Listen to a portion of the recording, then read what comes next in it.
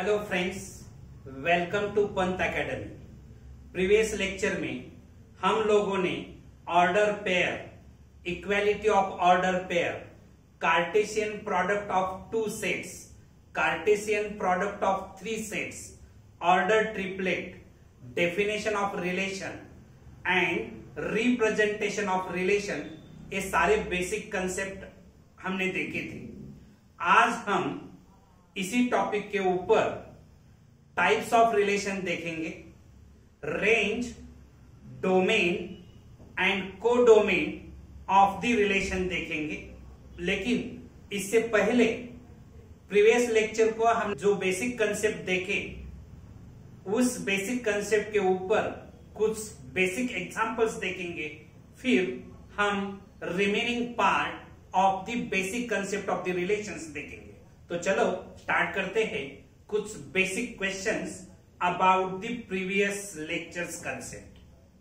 First basic question, if x minus 1 y plus 4 is equal to 1, 2, find the value of x and y. X minus 1 y plus 4 is equal to 1, 2. This is given information. ये दो order pair equal है by equality of two ordered pairs. We get by equality of two ordered pairs. जब दो order pairs equal रहते हैं तब उनके first component equal रहते हैं and second component also equal रहते हैं। Therefore x minus 1 is equal to 1 and y plus 4 is equal to 2. Therefore x is equal to 1 plus 1 and y is equal to 2 minus 4. Therefore x is equal to 2 and y is equal to minus 2. x की value 2 रहेगी, y की value -2 रहेगी। जब दो order pairs equal रहते हैं तब उन ऑर्डर पेयर का फर्स्ट कंपोनेंट इक्वल रहेंगे and second order pair also equal रहेंगे। Okay, next question.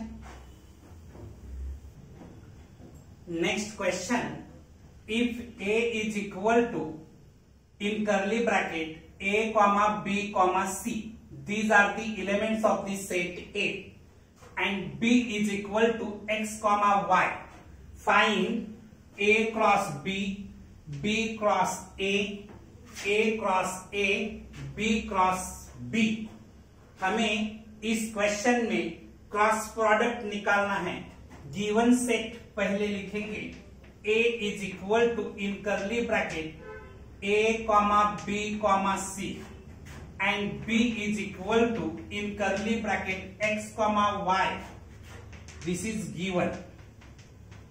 First हमें फाइंड आउट करना है A cross B। A cross B find out करते समय समझो A मेरा सेट A है, उसके elements A, B, C, and second set B है, उसके एलिमेंट्स x एंड y। हमें ऑर्डर पेयर फाइंड आउट करते समय अगर हम ऑर्डर पेयर फाइंड आउट करेंगे तो A की ऑर्डर पेयर x के साथ होगी, A का ऑर्डर पेयर y के साथ रहेगा। वैसे B का ऑर्डर पेयर x के साथ रहेगा, B का ऑर्डर पेयर y के साथ रहेगा, C का ऑर्डर पेयर x के साथ रहेगा, C का ऑर्डर पेयर y के साथ रहेगा। First component come from first set and second component comes from second set. Okay, तो first order pair A, x, second A, y, third B, x, fourth B, y, fifth C, x and C, y these are the elements of A cross B. अगर हमें B cross A find out करना है, cross A is equal to, in curly bracket, ए मेरा set B रहेगा, ए set ए रहेगा, B के elements x, y रहेंगे and ए के एलिमेंट्स ए बी सी रहेंगे। जब हम b cross a find out करेंगे तब first component comes from b and second component comes from a। x का ऑर्डर पेयर a के साथ रहेगा, x का ऑर्डर पेयर b के साथ रहेगा, x का ऑर्डर पेयर c के साथ रहेगा। फर्स्ट हम x लिखेंगे, फिर a लिखेंगे। Second order pair x, b, third order pair x, c। These are the order pairs with x. Okay. Then y का ऑर्डर पेयर a के साथ, b के साथ, c के साथ होगा। That means y, a, y, b and y, c. These are the elements of b cross a. Okay. Next हमें find out करना है a cross a find out करना है। अगर हम a cross a find out करेंगे तो first set भी a रहेगा, फर्स्ट सेट a रहेगा and second set also a रहेगा। हमें a cross a find out करना है। सेट a के elements a, b, c, a, b, c। a cross a find out करते समय a का ऑर्डर पेयर a के साथ, a का ऑर्डर पेयर b के साथ, a का ऑर्डर पेयर c के साथ पहले निकालेंगे। a cross a is equal to, in curly bracket, a, b, a, c, then b, a, b, b, b, c, b, a, b, b, b, c, then c, a, c, b, c, c, c, a, c, b, c, c. These are the elements of a cross a. फिर हम find out करेंगे b cross b। b cross b find out करते समय मेरा first set b रहेगा और second set भी b रहेगा। ओके, सेट b के एलिमेंट्स x, y, यहां भी x, y लिखेंगे। x का ऑर्डर पेयर x के साथ, x का ऑर्डर पेयर y के साथ। दैट मीन्स x,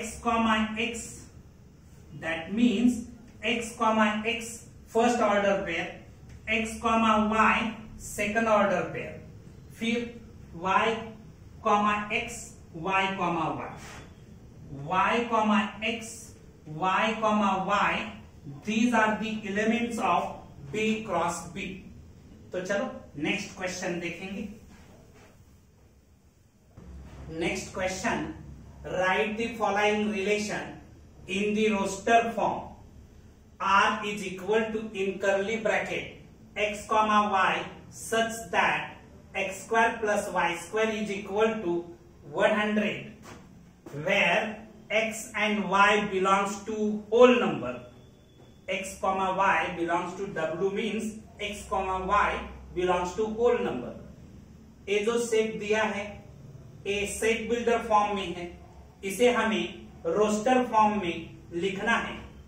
यहां गिवन कंडीशन में x square plus y square is equal to 100 and x and y both are whole numbers होने चाहिए।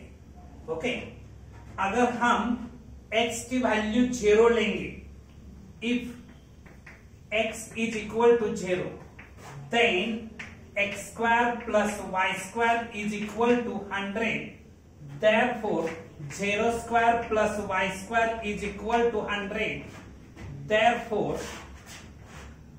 y square is equal to 100, therefore y is equal to 10. y is equal to 10. y is equal to plus और minus 10 मिलता है, लेकिन -10 whole numbers में आता नहीं, तो y की वैल्यू हम 10 कंसीडर करेंगे। फिर हम x की वैल्यू अगर 6 कंसीडर करेंगे, then x square plus y square is equal to 100, therefore 6 square plus y square is equal to 100, therefore y square is equal to 100 minus 36। 6 square की value 36 रहती है, यहां प्लस है, उस साइड पे जाके वो माइनस हो जाएगी। y square is equal to 64, therefore y is equal to 8 मिलेगा। ओके, फिर if x is equal to 8, then x square plus y square is equal to 100, therefore 8 square plus y square is equal to 100, therefore y square is equal to 100 minus 64 is equal to 36, therefore y is equal to 6 मिलेगा। If x is equal to 10 लेंगे, then x square plus y square is equal to 100, therefore 10 square plus y square is equal to 100, therefore y square is equal to 100 minus 100, y square is equal to 0, therefore y is equal to 0। अगर हम x की value 0 लेते हैं तो y की value मुझे 10 मिल जाती है। अगर ए सेट हम रोस्टर फॉर्म में लिखेंगे तब हमें मिलेगा roster form r is equal to, in curly bracket, x की वैल्यू जब 0 रहती है तब y की वैल्यू 10 रहती है। अगर x की वैल्यू हम 6 लेते हैं तो y की वैल्यू 8 रहती है। x की वैल्यू जब हम 8 लेते हैं तब y की वैल्यू 6 रहती है, एंड x की वैल्यू जब हम 10 लेते हैं तो y की वैल्यू 0 रहती है। These are the elements of the relation R। Okay, तो इस सेट हमने रोस्टर फॉर्म में रिप्रेजेंट किया। Next concept, domain, range and codomain. What is mean by domain? The set of all first component of the ordered pairs in a relation R is called domain of R। Order pair में जो first component रहता है, सभी first component का जो set बनता है उसे हम डोमेन कहते हैं। Range means the set of all second component of the ordered pairs in a relation R is called the range of R। Order pairs में जो सेकंड कंपोनेंट्स रहते हैं उनका जो सेट बनता है उसे हम रेंज कहते हैं। Range of R be such that A, B belongs to R, and domain of R is equal to, in curly bracket, A such that A, B belongs to R। The set B is called codomain of R। अगर हम एक example लेंगे तो आपके concept clear होने में सहायता होगी। मानो मेरे पास एक सेट है A is equal to, in curly bracket, 1, 2, 3, 4, 5। These are the elements of the set A। B set मेरे पास है, उसके एलिमेंट्स 2, 3, 4, 5, 6, 7, 8। मानो मैंने एक रिलेशन इस्टेब्लिश किया R is equal to, in curly bracket, first order pair 1, 3। second order pair 2,4, third order pair 4,6, okay, and next order pair 5,7. These are the elements of the relation R. अभी हम domain of R find out करेंगे. Domain of R is equal to domain of R. Domain find out करने के लिए order pairs में जो first component रहता है उनका set means domain of R. First component रहेंगे 1 2 4 5, 1 2 4 5. Therefore, domain of R is equal to in curly bracket 1 2 4 5. Okay. Then range of R. Range of R is equal to in curly bracket. ये जो order pairs है इसमें जो second component है उसका set means range of R होगा. That means 3, 4, 6, 7. This is range of R. And codomain of R is equal to, ये जो पूरा सेट B है उसे हम कोडोमेन ऑफ R कहते हैं. तो B set means 2, 3, 4, 5, 6, 7, 8. These are the elements of codomain of R. Okay. Relation में जो ऑर्डर पेयर्स रहते हैं उसके फर्स्ट एलिमेंट्स लेके हम डोमेन लिखते हैं. सेकंड कंपोनेंट या सेकंड एलिमेंट्स लेके हम रेंज फाइंड आउट करते हैं. एंड कोडोमेन्स मींस जो सेकंड सेट रहता है उसके सारे एलिमेंट्स को हम कोडोमेन कहते हैं. अगर हम एक नया सेट लेंगे और उसकी सहायता से range, domain and codomain find out करेंगे. देखो मेरे पास एक सेट ए है, उसके elements A B C D है. दूसरा सेट है उसके एलिमेंट्स मानो 1 2 3 4 ऐसे है. हम A related to B, A and B में रिलेशन इस्टेब्लिश करेंगे. R is equal to in curly bracket A, 2, B, 4, C,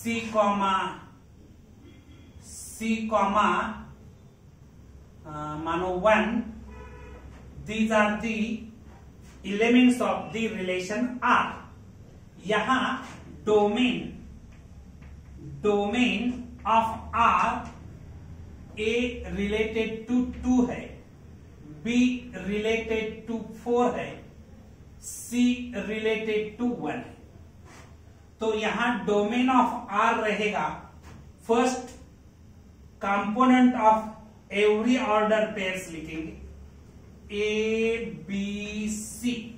This is the domain of R. Range of R is equal to, इस order pairs में जो second component रहेगा वो उसकी range रहेगी 2 4 1, 1 2 4. This is the range of R. अगर हम codomain लिखेंगे, कोडोमेन ऑफ R, तो जो B सेट जो पूरा है वो कोडोमेन ऑफ R रहेगा 1, 2, 3, 4. This is the codomain of R. अभी तो आपके कंसेप्ट क्लियर होंगे. तो next concept, range is the subset of codomain. Range is the subset of codomain. Range is the subset of codomain. ये बात ध्यान में रखिए. Then domain is the subset of first set A. range is the subset of set B, means range is the subset of codomain.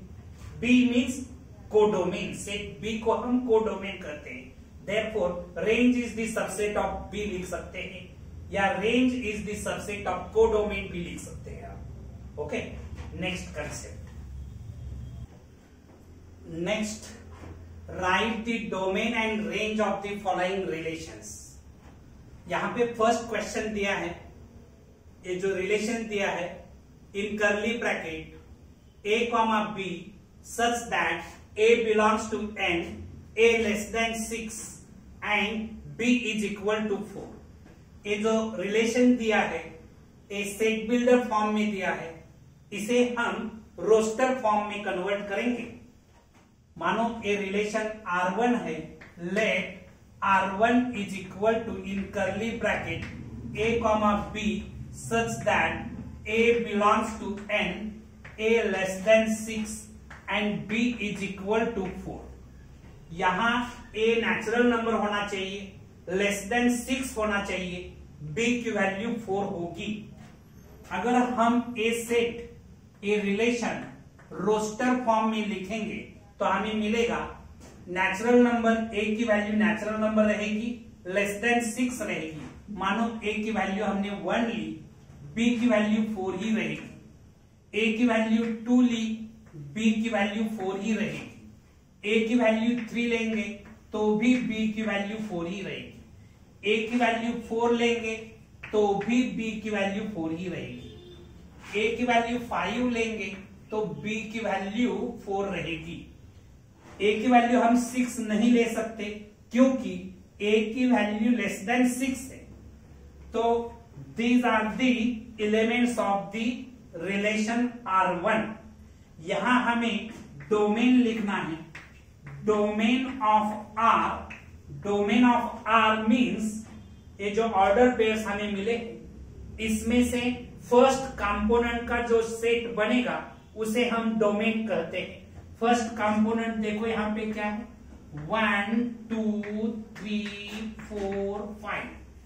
This is domain of R. Range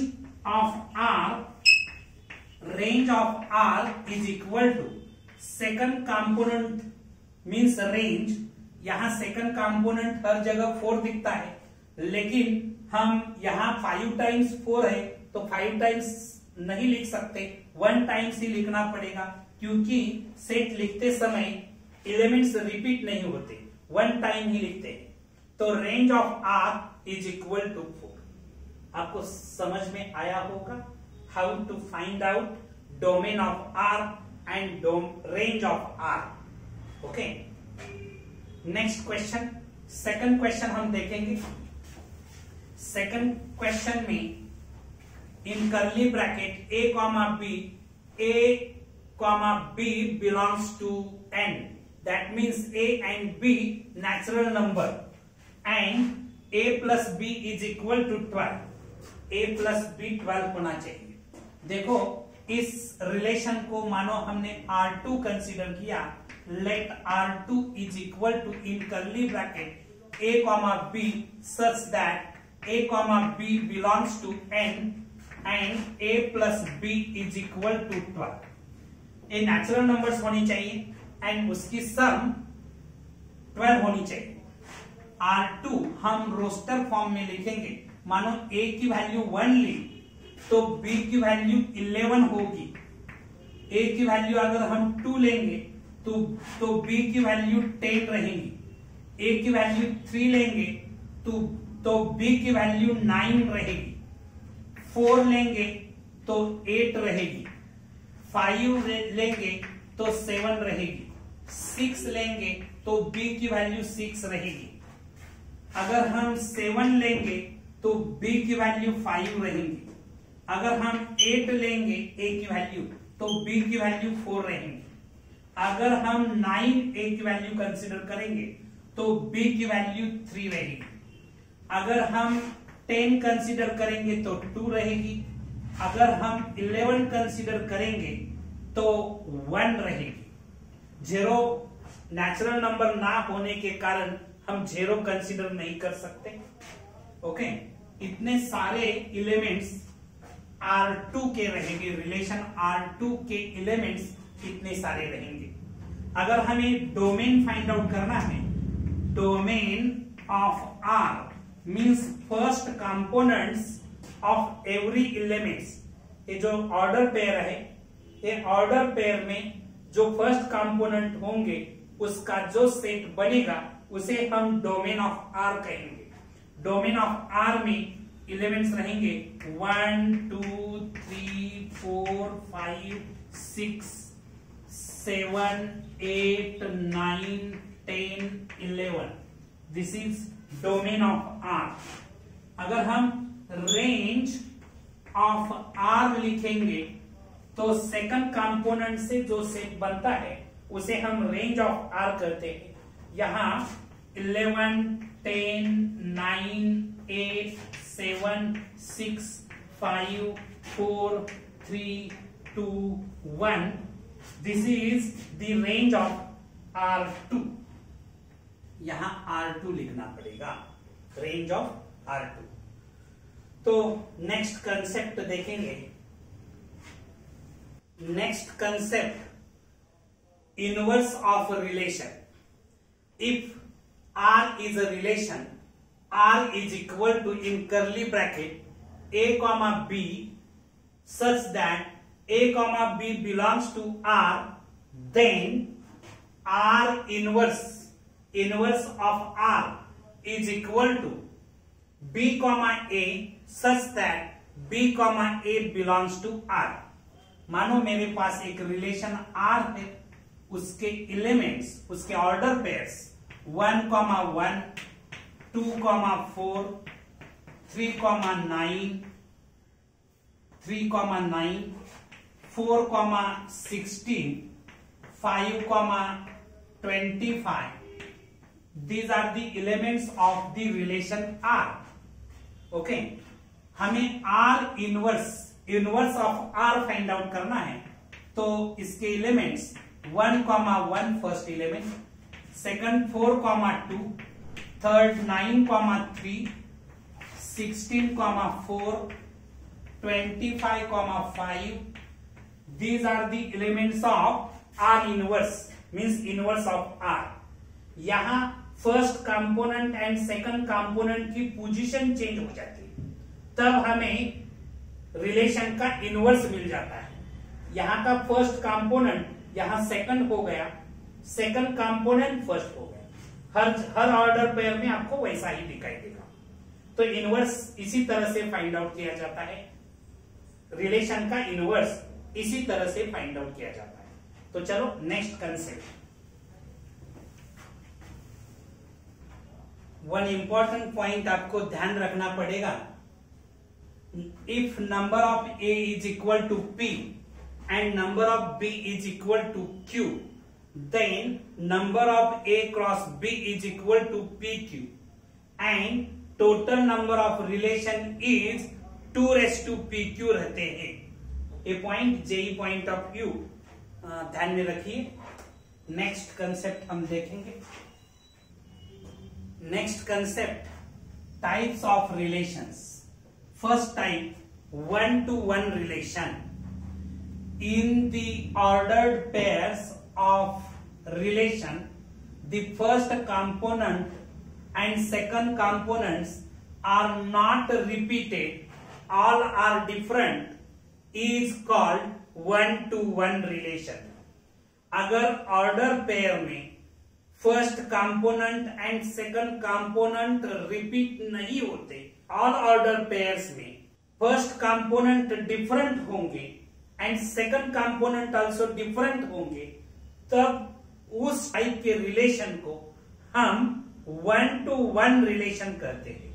देखो हम यहां examples लेंगे।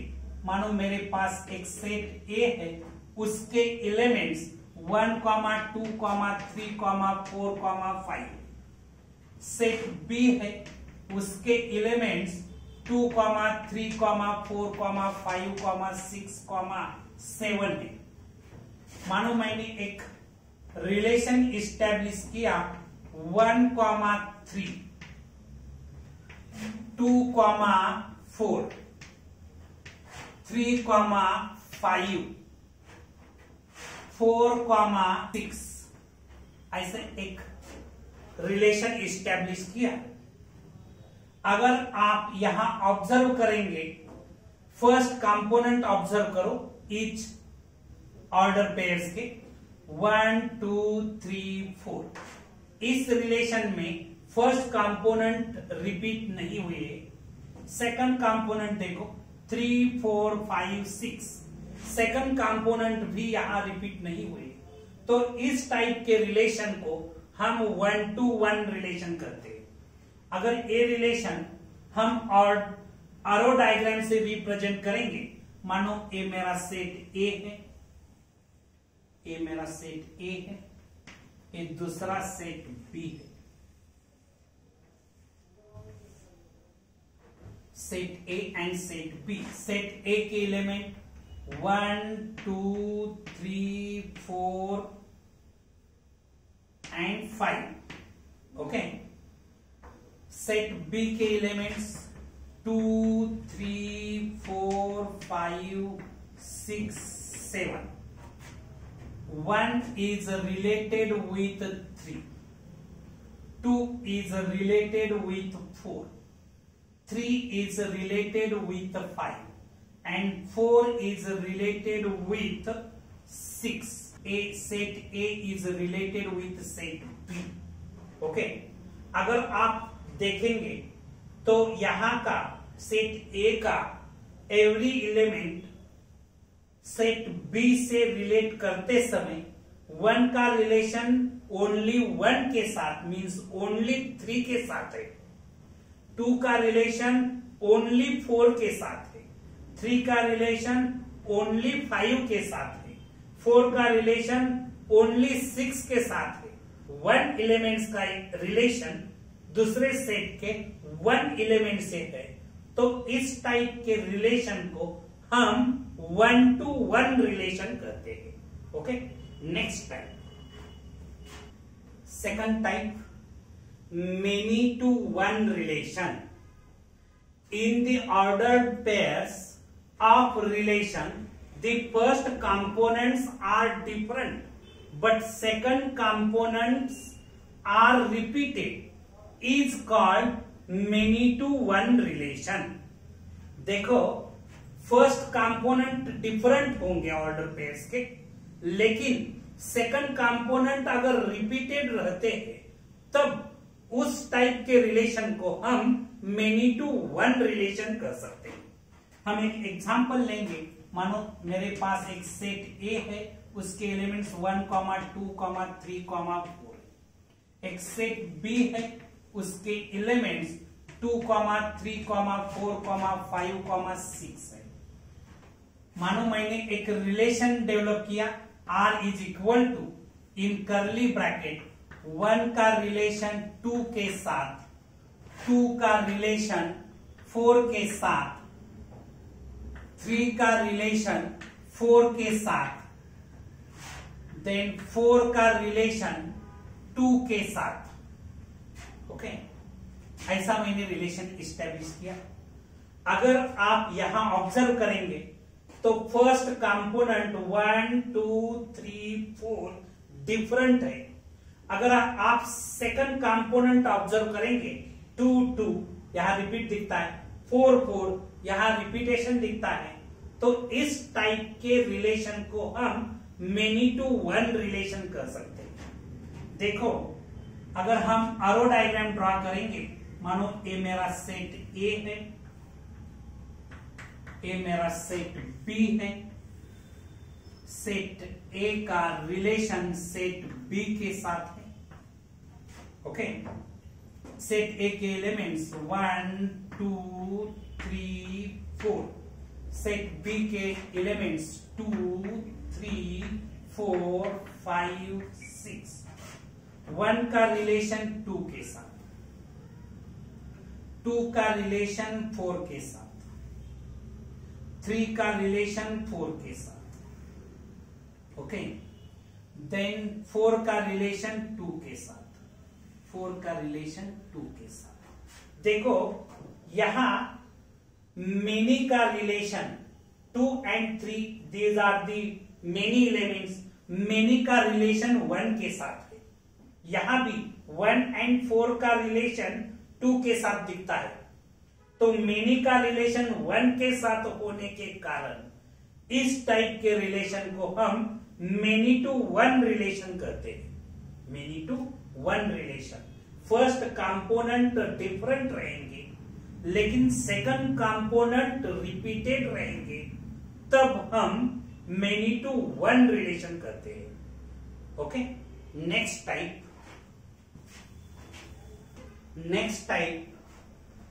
1 to many relation।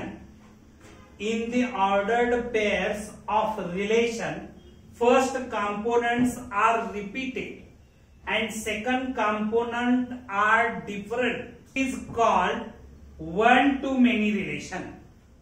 अगर relation के order pairs में first component repeated होते हैं and second component different रहते हैं, तब उसी टाइप के रिलेशन को 1 to many रिलेशन कहते हैं।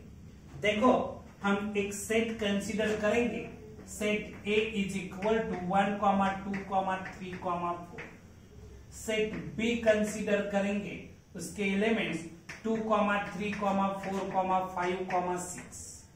अगर हम एक रिलेशन इस्टेब्लिश करेंगे, यहां 1 का रिलेशन 2 के साथ, फिर 2 का रिलेशन 3 के साथ, फिर 1 का रिलेशन 5 के साथ, 2 का रिलेशन 6 के साथ। ठीक है, अगर आप यहां ऑब्जर्व करेंगे, यहां फर्स्ट कंपोनेंट आपको रिपीट दिखता है, 1 and 1 2 टाइम्स दिखता है, इसका मतलब फर्स्ट कंपोनेंट रिपीट होता है। यहां 2 टाइम्स दिखता है, मींस फर्स्ट कंपोनेंट रिपीट है। लेकिन आप अगर सेकंड कंपोनेंट ऑब्जर्व करेंगे, 2, 3, 5, 6, they are different, second components are different. Therefore this type के रिलेशन को हम 1 to many रिलेशन कहेंगे, 1 to many रिलेशन कहेंगे। अगर हम एरो डायग्राम से रिप्रेजेंट करेंगे, मानो ये मेरा सेट ए है, सेट ए के एलिमेंट्स 1, 2, 3, 4। ओके, ये मेरा सेट बी है, सेट बी के elements 2, 3, 4, 5, 6। Set B, set A is related with set B. Okay, 1 का रिलेशन 2 के साथ, 1 का रिलेशन 2 के साथ, 2 का रिलेशन 3 के साथ। ओके, 1 का रिलेशन फिर 5 के साथ है, 2 का रिलेशन फिर 6 के साथ है। देखो यहां 1 का रिलेशन मेनी के साथ है, 1 का रिलेशन 2 and 5 के साथ दिखता है, 2 का रिलेशन 3 and 6 के साथ दिखता है। इस टाइप के रिलेशन को हम 1 to many रिलेशन कहते हैं। ओके, नेक्स्ट टाइप, हम टाइप्स ऑफ रिलेशन देख रहे हैं, उसमें next types many to many relation. In the ordered pairs of relation, first as well as second components are repeated is called many to many relation। अगर relation के order pairs में first component as well as second component repeats होते हैं, तो हम उस type के relation को मेनी टू मेनी रिलेशन कहेंगे। देखो हम एग्जाम्पल से एक कंसेप्ट समझ लेंगे। मानो मेरे पास एक सेट ए है, उसके एलिमेंट्स 1, 2, 3, 4, 5 है। सेट बी है, उसके elements 2, 3, 4, 5, 6, 7। These are the elements of set B. समझो मैंने एक रिलेशन इस्टेब्लिश किया, R इज इक्वल टू, यहां पे ऑर्डर्स पेयर, मानो 1,2 is the first order pair, second order pair 1,4, third order pair 2,4, fourth order pair 3,6, फिर fifth order pair 5,7, sixth order pair 4,7. These are the elements of the set R. यहां अगर आप observe करेंगे, first component अगर आप observe करेंगे तो 1 यहां रिपीट दिखता है। सेकंड कंपोनेंट अगर आप ऑब्जर्व करेंगे तो 4 रिपीट दिखता है, 7 रिपीट होता है, तो सेकंड कंपोनेंट भी रिपीट होते हैं। तो a relation many to many relation है। अगर हम आरो डायग्राम से रिप्रेजेंट करेंगे, मानो ए मेरा सेट ए है, एक दूसरा सेट बी है। सेट ए के elements 1, 2, 3, 4, 5, these are the elements of set A. Set B के एलिमेंट्स 2, 3, 4, 5, 6, 7. 1 is related to 2. 1 का रिलेशन 2 के साथ है। 1 is related to 4. 1 is related to 4. 2 is related to 4. 2 is related to 4. 3 is related to 6. 3 is related to 6. 5 is related to 7. 5 is related to 7. And 4 is related to 7. अगर आप यहां observe करेंगे तो 1 का रिलेशन 2 and 4 के साथ है, means 1 का रिलेशन मेनी के साथ है। अगर आप यहां ऑब्जर्व करेंगे, मेनी का रिलेशन 1 के 7 के साथ दिखता है, 4 and 5 का रिलेशन 7 के साथ दिखता है। इसका मतलब मेनी एलिमेंट्स का रिलेशन एक ही एलिमेंट्स के साथ दिखता है। इस टाइप के रिलेशन को हम मेनी टू मेनी रिलेशन कर सकते हैं। ओके, जिस रिलेशन के ऑर्डर पेयर्स में फर्स्ट कंपोनेंट रिपीट होते हैं and second component also repeat यहां दिखते हैं। अगर फर्स्ट कंपोनेंट रिपीट होते हैं as well as second component also repeat होते हैं, तब इसी टाइप्स के रिलेशन को हम मेनी टू मेनी रिलेशन करते हैं। Okay, next type. Next type into relation. Into relation देखने से पहले आपको ये बेसिक कंसेप्ट मालूम होना जरूरी है। मानो मेरे पास एक सेट ए है, उसके एलिमेंट्स 1, 2, 3, 4 है। मेरे पास एक सेट बी है, उसके elements 1, 4, 9, 16, 25. Set A and set B. The relation between set A and set B हम यहां कंसिडर करेंगे। मानो 1 is related with 1, 2 is related with 4, 3 is related with 9, 4 is related with 16. यहां 1 की इमेज 1 है, 2 की इमेज 4 है, 3 की इमेज 9 है, 4 की इमेज 16 है, 1 की प्री इमेज 1 है, 4 की प्री इमेज 2 है, 9 की प्री इमेज 3 है, 16 की प्री इमेज 4 है।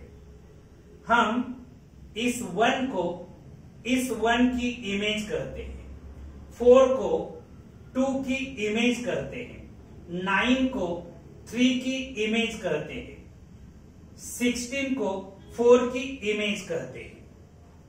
अगर x रिलेटेड टू y तो y को हम x की इमेज करते हैं एंड x को y की प्री इमेज करते हैं। ये बेसिक कंसेप्ट आपको मालूम रहेगा तो हम इनटू रिलेशन समझ पाएंगे। देखो, a relation R from a set A to set B is said to be into relation if there exists at least one element in B which has no pre-image in A। अगर आप एक example देखेंगे तो आपको पता चलेगा set B में at least one element ऐसा है कि जिसकी प्री इमेज सेट ए में दिखाई नहीं देती। फॉर एग्जाम्पल यहां पे 25 की प्री इमेज सेट ए में नहीं है, तो इस टाइप के रिलेशन को हम इनटू रिलेशन कर सकते हैं। This is the example of into relation. Why this example is into relation? Because here in set be at least one element ऐसा है जिसकी प्री इमेज सेट ए में दिखाई नहीं देती, तो इस रिलेशन को हम इनटू रिलेशन कर सकते हैं। Okay, next types of relation, onto relation। A relation R from A to B is said to be onto relation if every elements of B is the image of some element of A। देखो हम example से समझ लेंगे। समझो मेरे पास एक set A है, सेट A के एलिमेंट्स मानो -3, -2, -1, 0, 1, 2, 3 है। सेट B के एलिमेंट्स मानो 0, 1, 4, 9 है। Set A, set B, set A is related with set B। R is a relation from A to B। मानो A -3 related to 9 and 3 is also related to 9, -2 related to 4 and 2 is also related to 4, -1 is related to 1 and 1 is related to 1 and 0 is related to 4। अगर आप observe करेंगे तो आपको पता चलेगा every element of B is the image of some element of A। A में से कोई ना कोई एलिमेंट्स की इमेज सेट B में है। सेट B में जितने सारे एलिमेंट्स है वो किसी ना किसी एलिमेंट्स की इमेज है। इसी टाइप्स के रिलेशन को हम ऑनटू रिलेशन करते हैं। इनटू रिलेशन में range is the subset of codomain रहता है। Range is the subset of codomain and onto relation में range is equal to codomain रहता है। रेंज एंड कोडोमेन इक्वल रहता है। जब रेंज एंड कोडोमेन इक्वल रहते हैं उस टाइप के रिलेशन को हम onto रिलेशन कर सकते हैं। जब range is the subset of codomain रहेगा उस टाइप के रिलेशन को हम इनटू रिलेशन कर सकते हैं। Okay, next type. Next types of relation, let A be a non-empty set, then a relation on A is said to be reflexive if A, A belongs to R for all A belongs to A, that is A is related with A for all A belongs to A। For example, समझो मेरे पास एक set A है, उसके elements 1, 2, 3। अगर मैंने एक relation ऐसा इस्टेब्लिश किया, r is equal to in curly bracket 1, 1, 2, 2, 3, 3, this type के रिलेशन को हम रिफ्लेक्सिव रिलेशन कह सकते हैं। रिफ्लेक्सिव रिलेशन में एवरी ऑर्डर पेयर के first component and second component equal रहते हैं। देखो यहाँ 2, 2, 3, 3, first component and second component equal है, इसका मतलब ए रिलेशन रिफ्लेक्सिव रिलेशन है। Next types symmetric relation. Symmetric relation, if a comma b belongs to r implies b comma a belongs to r for all a b belongs to a.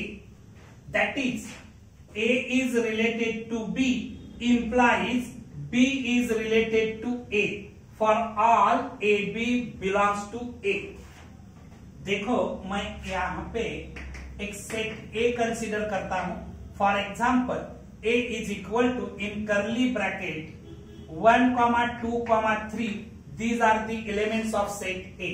मैंने एक ऐसा relation establish किया जिसके elements देखो 1, 2, 2, 1, 1, 3, 3, 1, 2, 3, 3, 2। अगर first order pair आप देखेंगे तो 1, 2 है, सेकंड ऑर्डर पेयर 2, 1 है, थर्ड ऑर्डर पेयर 1, 3, यहां 3, 1, यहां 2, 3, यहां 3, 2, यहां कंपोनेंट की ऑर्डर चेंज होती दिखाई देती है। यहां का फर्स्ट कंपोनेंट यहां का सेकंड कंपोनेंट है, यहां का सेकंड कंपोनेंट यहां फर्स्ट कंपोनेंट है। इस टाइप के रिलेशन को हम सिमेट्रिक रिलेशन कहते हैं। Okay, next transitive relation. Transitive relation, if a comma b belongs to r and b comma c belongs to r for all a b c belongs to a, that is A is related with B, B is related C, implies A is related with C for all A, B, C belongs to A. देखो मैं यहाँ पे एक set A लेता हूं, उसके elements 1, 2, 3 है। अगर मैंने ऐसा रिलेशन इस्टेब्लिश किया 1 is related to 2, 1, 2, 2 is related to 3, 2 is related to 3 and 1 is related to 3. This type के रिलेशन को हम ट्रांजिटिव रिलेशन कह सकते हैं। ट्रांजिटिव रिलेशन कह सकते हैं। ओके, नेक्स्ट टाइप का relation equivalence relation. A relation which is reflexive, symmetric and transitive is called an equivalence relation. अगर कोई रिलेशन रिफ्लेक्सिव रहता है, सिमेट्रिक रहता है, ट्रांजिटिव रहता है, उस टाइप के रिलेशन को हम इक्विवेलेंस रिलेशन कहते हैं। फॉर एग्जाम्पल, मानो मेरे पास एक सेट ए है, उसके एलिमेंट्स 1, 2, 3 है। मैंने एक रिलेशन इस्टेब्लिश किया, उसके एलिमेंट्स 1, 1, 2, 2, 3, 3। यहां first component and second component equal दिखते हैं। इसका मतलब ये जो रिलेशन है, ये रिलेशन रिफ्लेक्सिव होगा।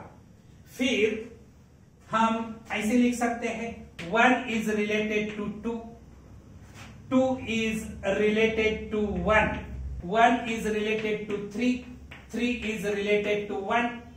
यहां 1 is related to 2, 2 is related to 1, 1 is related to 3 and 3 is related to 1, इसका मतलब ये जो रिलेशन है इसमें सिमेट्रिक भी दिखता है। फिर हमने 2 is related to 3 ऐसे एलिमेंट्स ले लिए।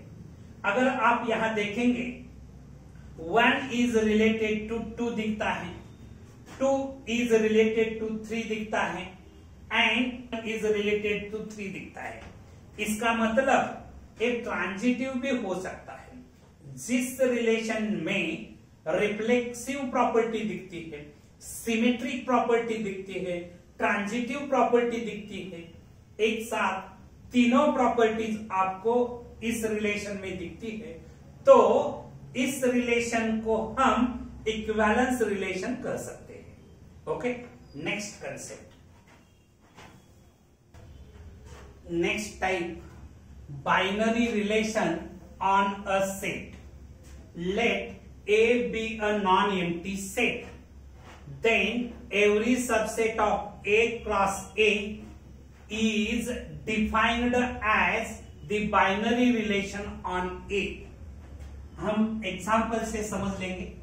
मानो मेरे पास एक सेट A है, उसके एलिमेंट्स 1, 2, 3 है।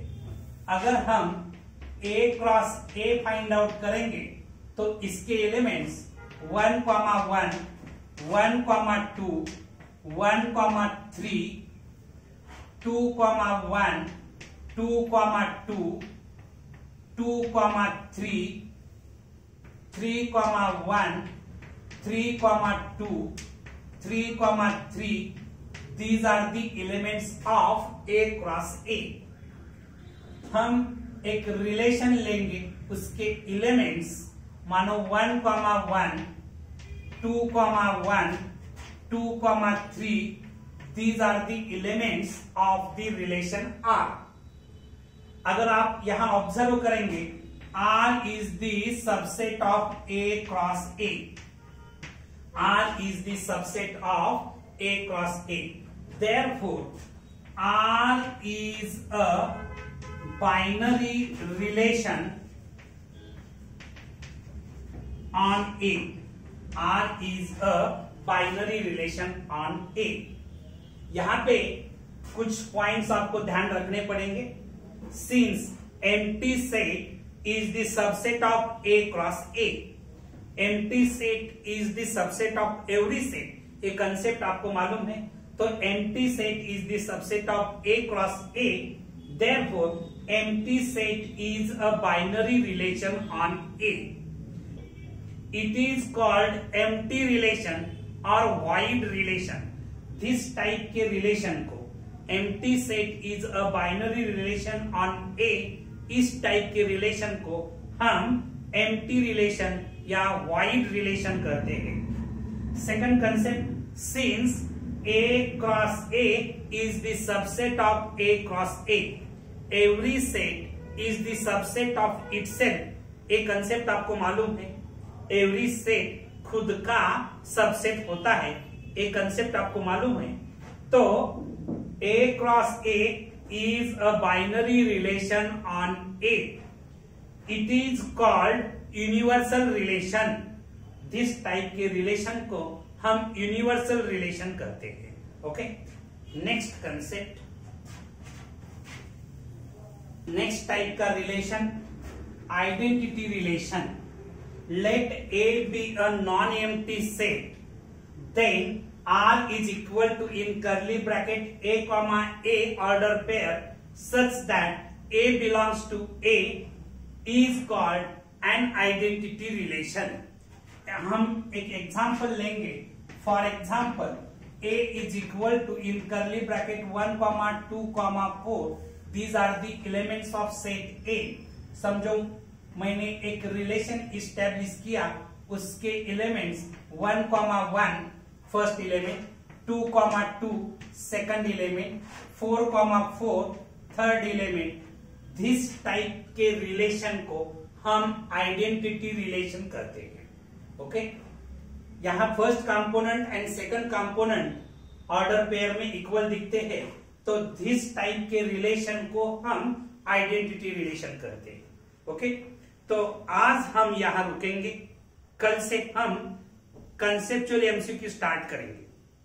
अगर आपको ये वीडियो अच्छा लगा तो लाइक, शेयर एंड सब्सक्राइब करना मत भूलिए। Thank you.